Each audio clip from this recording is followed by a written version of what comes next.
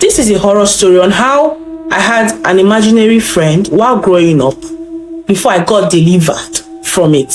While growing up, my dad told me of his encounters with the beings of the other realm. Now, he was a vigilante at some point, and then he worked in the mortuary too at some point.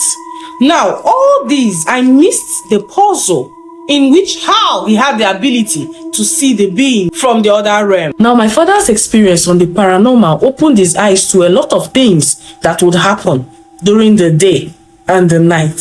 Number one thing he told me was the grounds that would hold a particular gathering or practice during the day by humans would be used for the same use during the night.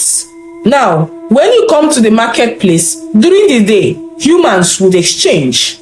During the night, spirits would exchange, would carry out their buying and selling. Now, the market, the church, especially the music places where they play the band, the music, band, trumpet, etc. Yes, but not all churches. Now, the children's ward in the hospital, the mortuary is not a new thing. And lastly, the football ground, football field. His whole experience bettered my experience into the paranormal that I termed ordinary.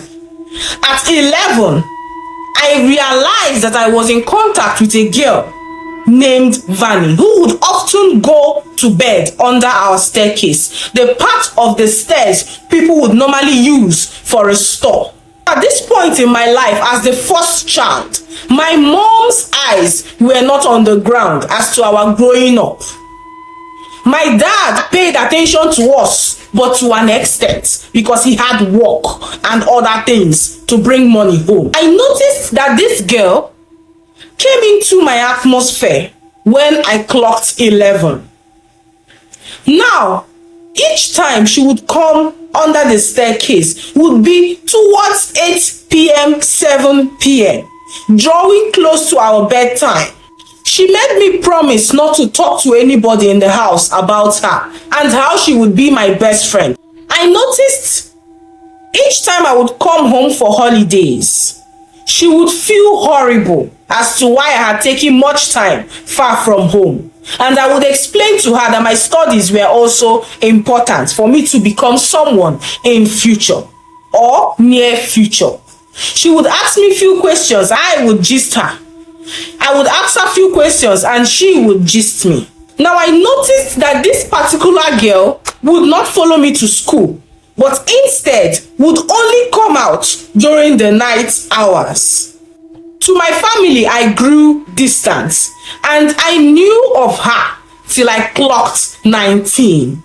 Now, at this point, I was the only one growing. She remained at the same age all through these years. Now, the image I had worn before my siblings, the image I portrayed was that of reserved, quiet, mild, but when provoked, dangerous.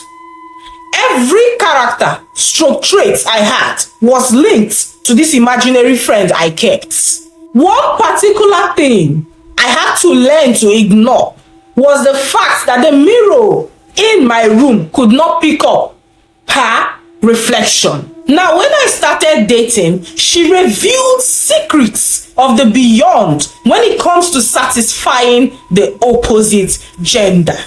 She revealed the angles and positions and things that would trigger the opposite gender onto, say, emptying his pockets to me. Most of her gifts, or rather, most of her abilities, I possessed.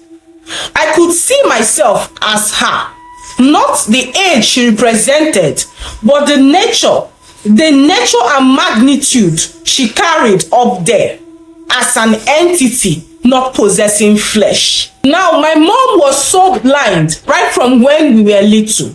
My father died along the line, so I was left to cater for myself and my little siblings. A horrible habit I had during that time was astral projecting into someone's room to see them or watch them make out.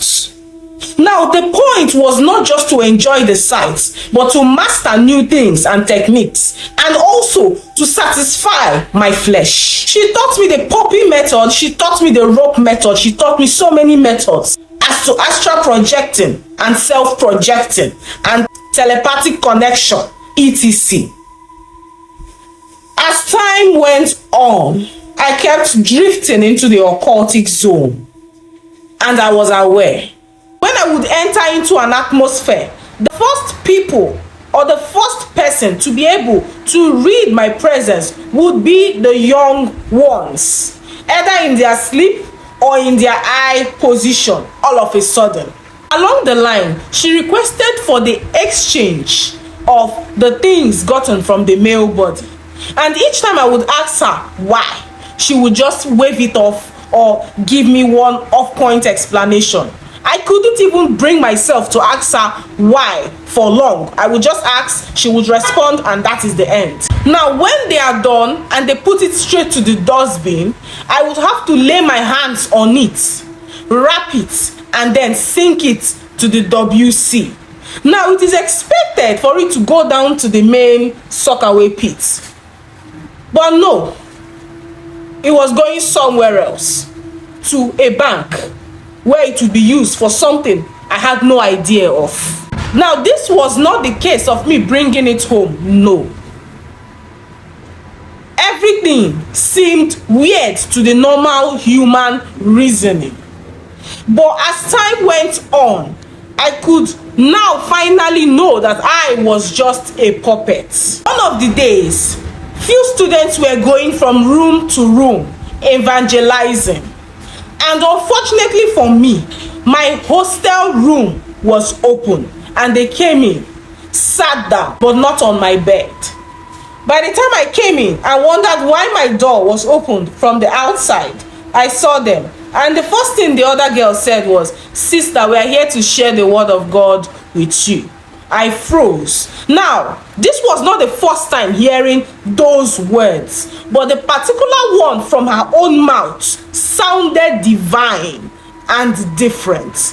She dropped the tract on my fridge and then began the word of God. This part of the world, this part of Africa, we are not expected to object to Christianity when it is brought to us, but instead accept it, even though to do away with it once it is done. When I mean done, I mean when they are done.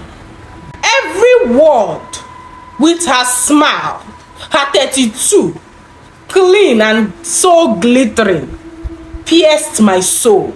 And for the first time, I saw myself as a huge criminal.